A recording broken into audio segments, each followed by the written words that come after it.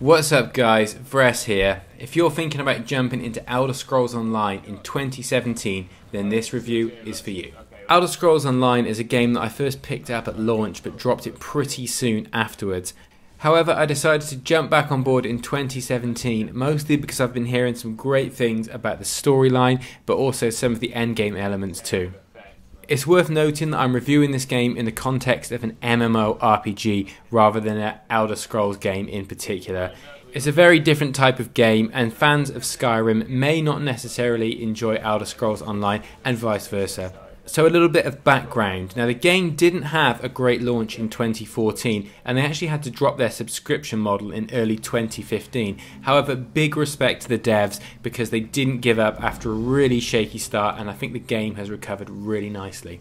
Also, the Morrowind expansion is now out. You don't have to buy it to start playing. It adds some cool new story elements and other features like battlegrounds.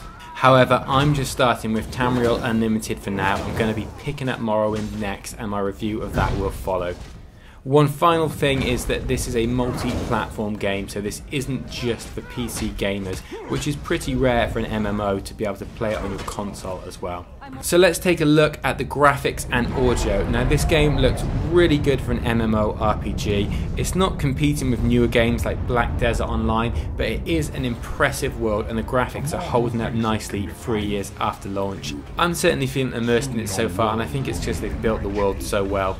I've been running on Ultra and I haven't experienced any performance issues at all. My PC is probably a little above average for 2017, but it certainly isn't anything crazy. And as you'd expect from this franchise, the audio is really good too. It definitely helps build that sense of adventure and immerses you in the game world. So on to gameplay. Now, one of the first things I noticed when I first loaded the game up was there aren't a huge number of classes to choose from. However, as I read into it, I realised there are a lot of customization options and a huge amount of flexibility within the class, and we will take a look at that. The character creation in the game is pretty good. It's not something I personally obsess about, but there's plenty of flexibility and a number of different races to choose from, so you can really make the character feel like your own. As soon as I'd created my character and loaded into the game, the first thing I noticed was that the game definitely has that epic adventure feel to it. The story itself is definitely the key strength of this game. You find yourself at the centre of the adventure from the very start.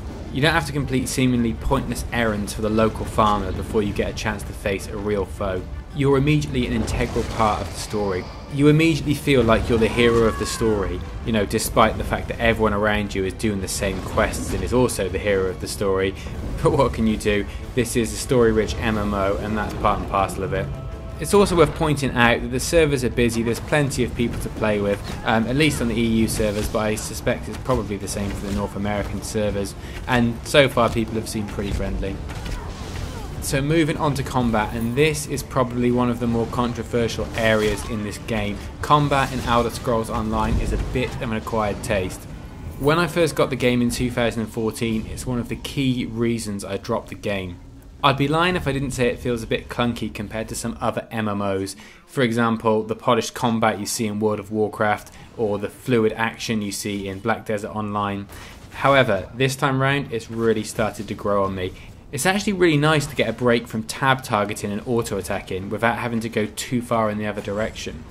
I think a lot of the super action combat oriented MMOs actually inadvertently diminish group content to some extent. I really like the fact that your actions in Elder Scrolls Online feel deliberate, and the fact that the tank healer DPS trinity is maintained. I really struggle with group PvE encounters where everyone's just hacking at the enemy with minimal coordination.